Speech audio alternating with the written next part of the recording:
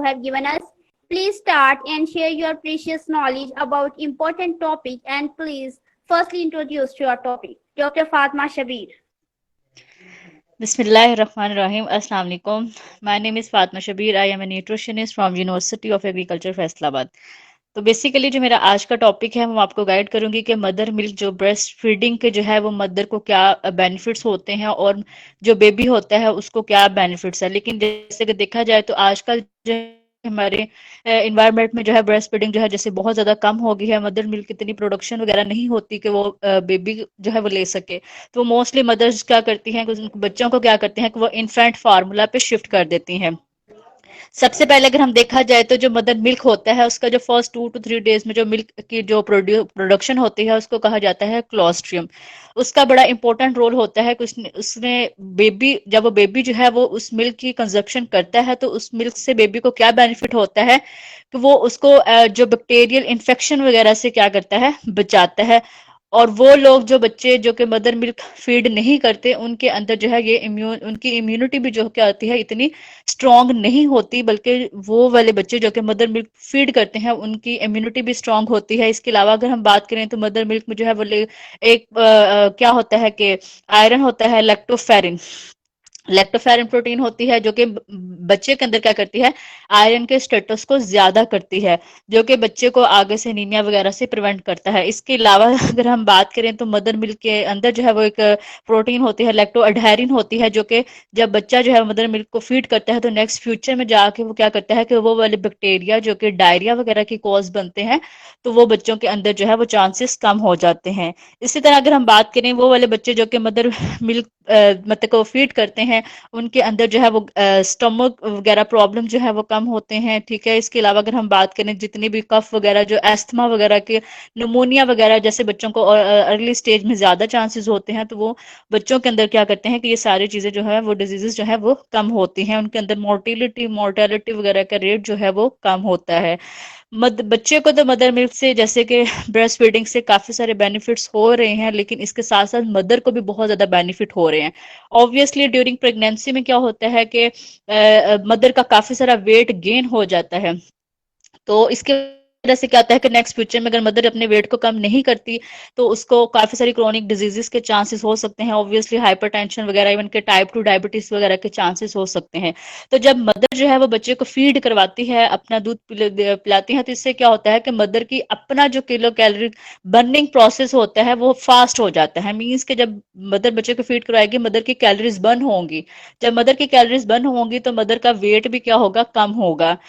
ठीक है, तो इस तरह जो क्या होता है कि जब मदर फीड करवाती हैं तो मदर के अंदर स्पेशली तौर पे जैसे कि आजकल बहुत ज्यादा इशू है ब्रेस्ट कैंसर का, तो ब्रेस्ट फीडिंग करवाने से क्या होता है कि मदर के अंदर क्या होता है कि ब्रेस्ट कैंसर के चांसेस भी कम हो जाते हैं, इवन के टाइप 2 डायबिटीज के और जो हाइपरटेंशन वगैरह के चांसेस वगैरह भी कम हो जाते हैं। इवन के ये जो यूटीआई जो यूरिनरी ट्रैक इन्फेक्शन होता है उसके चांसेस भी कम हो जाते हैं। अगर हम बात करें कि इसका इतना अच्छा रोल होता है ब्रेस्ट फीडिंग का मदर को कि जैसे इस प्रोसेस के दौरान क्या होता है कि जो हार्मोन होते हैं नेचुरली जो हार्मोन की प्रोडक्शन होती है जैसे ऑक्सीटोसिन है और प्रोलैक्टिन हार्मोन की प्रोडक्शन होती है। तो इस हार्मोन का काम क्या होता है कि ये मदर के अंदर क्या करता है कि जो स्ट्रेस हार्मोन होता है उसकी प्रोडक्शन को भी कम कर देता है। ठीक है, तो अब अगर हम बात करें हैं कि मीन्स के ब्रेस्ट फीडिंग करवाने से मदर को भी कितने ज्यादा बेनिफिट होते हैं और बेबी को भी कितने ज्यादा बेनिफिट होते हैं। अब हम बात करेंगे कि मदर को जब ड्यूरिंग लैक्टेशन पीरियड होता है तो मदर को कौन सी ऐसी डाइट लेनी चाहिए कि मदर के मिल्क की ज्यादा प्रोडक्शन हो, मीन्स के बच्चे को ज्यादा देर तक वो बच्चा जो है इस तरह। वैसे तो ब्रेस्ट फीडिंग जो करवानी चाहिए वो तो ये है कि 2 इयर्स तक जो है वो करवानी चाहिए। ठीक है, 1 ईयर तक तो लाजमी करवाना चाहिए। 6 मंथ तक ब्रेस्ट फीडिंग के साथ साथ जो है वो बच्चे को कम्प्लीमेंट्री फूड भी साथ देना चाहिए, मीन्स के जो सॉफ्ट फूड वगैरह पे बच्चों को लेके आना चाहिए। अब हम बात करते हैं कि मदर मिल्क में जो लैक्टेशन जो प्रोसेस होता है इसमें मदर की कैलोरीज वगैरह कितनी होनी चाहिए। ऑब्वियसली मदर जो है वो बच्चे को भी फीड करवा रही होती है और खुद भी उसका अपना बॉडी के सारे फंक्शन वगैरह हो रहे होते हैं, उसकी रिक्वायरमेंट ज्यादा होती है, ठीक है, उसको भी एनर्जी चाहिए होती है। तो इस पीरियड के दौरान क्या होता है कि मदर का जितना वेट होता है उससे प्लस जो है उसको 500 किलो कैलोरीज जो है वो एक्स्ट्रा अपनी डाइट में लाजमी ऐड करनी चाहिए, ठीक है। तो अगर ऑब्वियसली अगर मदर की डाइट ठीक नहीं होगी तो इसकी वजह से क्या होगा कि मदर अगर अब जितनी उसकी रिक्वायरमेंट है उस उतना फूड नहीं ले रही, उतनी अपनी डाइट नहीं लेगी, तो इससे एक तो मिल्क की प्रोडक्शन भी कम होगी और दूसरा उसकी क्वांटिटी भी कम होगी। ऑब्वियसली जब मिल्क कम सिक्रूट होगा, उसकी क्वांटिटी कम होगी, तो बच्चा जो है वो कैसे फीड करेगा।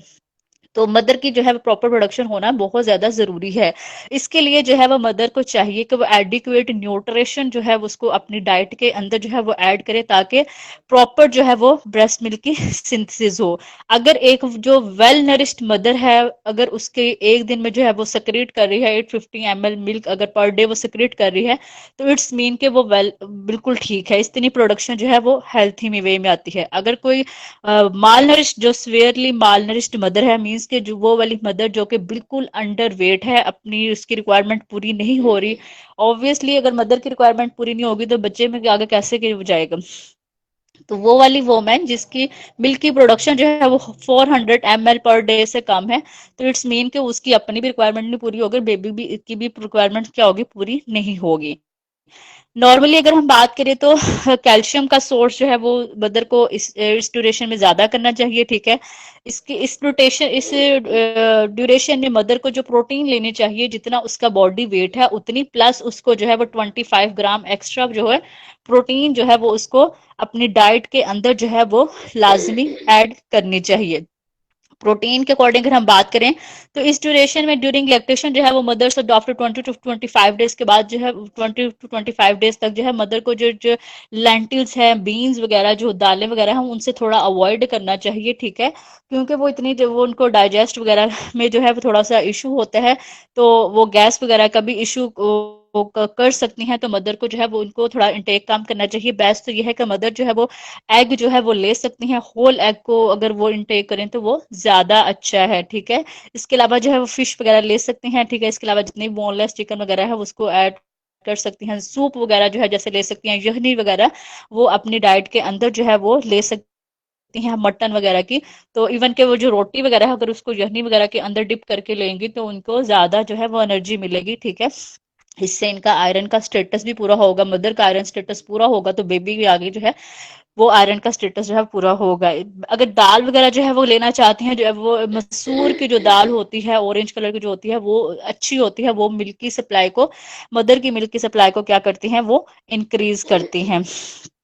इसके अलावा अगर हम बात करें तो यहाँ पे जो पॉइंट आता है कि मिल्क की जो सर्विंग होनी चाहिए, कम से कम एक दिन में मिल्क मदर को जो क्या करना चाहिए, 3 सर्विंग तो लाजमी जो है वो मिल्क की ऐड करनी चाहिए। और इस ड्यूरेशन में क्या करना चाहिए कि मदर को जो है वो डिहाइड्रेशन नहीं रहना चाहिए, मीन्स के मदर को अपना वाटर का जो इनटेक जो है वो ज्यादा रखना चाहिए। ऑब्वियसली मदर की बॉडी हाइड्रेटेड होगी तो आगे से ही मिल्क की जो है वो प्रोडक्शन होगी। अगर बॉडी के अंदर डिहाइड्रेशन होगी तो मिल्क की सप्लाई भी जो होती है वो भी कम हो जाएगी।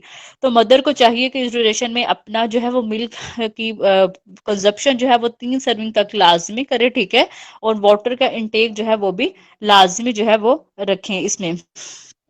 इसके अलावा अगर हम बात करें तो सीरियल्स में जो है वो इसमें सबसे अच्छा जो है वो दलिया वगैरह जो है उसको कंज्यूम कर सकती हैं, व्हीट का भी ले सकती हैं, बहुत अच्छा है। इसके अलावा जो है उसमें हनी वगैरह ऐड करके ले सकती हैं। इसके अलावा जौ का भी ले सकती हैं। बाजरा जो है स्पेशली तौर पे वो मदर की मिल्क की प्रोडक्शन को ज्यादा करता है, और उससे क्या, क्योंकि इसके अंदर बहुत सारे न्यूट्रिएंट्स होते हैं।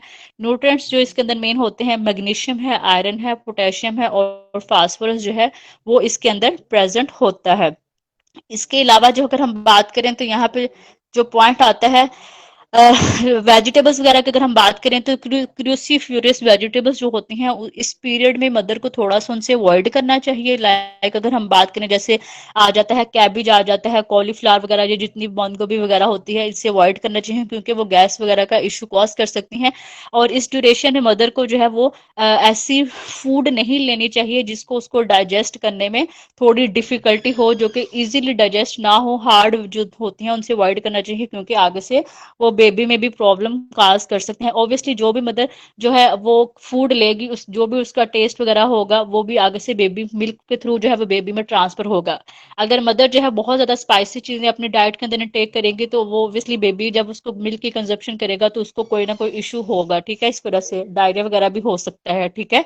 तो इवन के जो ये जैसे अगर हम बात करें तो ये जो होता है गार्लिक वगैरह, इसमें थोड़ा से तो मदर अगर उसको इनटेक करेगी तो आगे से बेबी जो है वो उसकी ऑब्वियसली बेबी को स्मेल वगैरह आएगी तो वो भी इसकी कंजप्शन जो है वो कंज्यूम नहीं करेगा, वो इससे अवॉइड करेगा। तो मदर को जो है वो इस ड्यूरेशन में थोड़ी सी केयर करनी चाहिए कि उसको किन फूड को डाइट के अंदर ऐड करना चाहिए और किन से अवॉइड करना चाहिए। बेरीज के अकॉर्डिंग अगर हम बात करें तो बेरीज जो है वो रिच है, एंटीऑक्सीडेंट है, इनके अंदर फाइटो न्यूट्रिएंट सबसे ज्यादा होते हैं, फाइबर ज्यादा होते हैं, ठीक है, जो कि मदर की और बेबी की दोनों की बॉल मूवमेंट को रेगुलेट करती है। तो इनको इसके अंदर जो है वो ऐड करना चाहिए, ठीक है। इसके अलावा अगर हम बात करें तो मदर को वो वाले फूड लेना चाहिए जिसके अंदर एक कंपाउंड होता है ग्लैक्टोगोजिस। ग्लैक्टोगोजिस कंपाउंड का काम क्या होता है कि इसने मिल्क की प्रोडक्शन को ज्यादा करना होता है।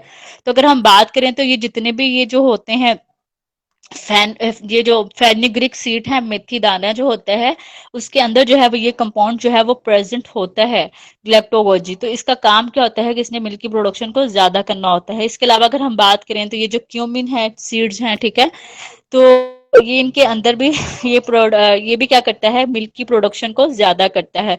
इसके अलावा जो है ये डाइजेस्टिव सिस्टम को भी बेटर करता है। और ये जितने भी ये फेनिग्रिक सीड और क्यूमिन से है, इसको जो है वो मदर जो है वो पाउडर की फॉर्म में जो है वो अपने डाइट के अंदर या जो है वो ऐड कर सकती हैं, या फिर एज सच भी उसको उसका वाटर भी कंज्यूम कर सकती हैं। रात को जो है वो पानी के अंदर इसको भिगो के रख दें, सुबह उठ के जो है वो इसका पानी वगैरह जो है वो कंज्यूम कर सकते हैं।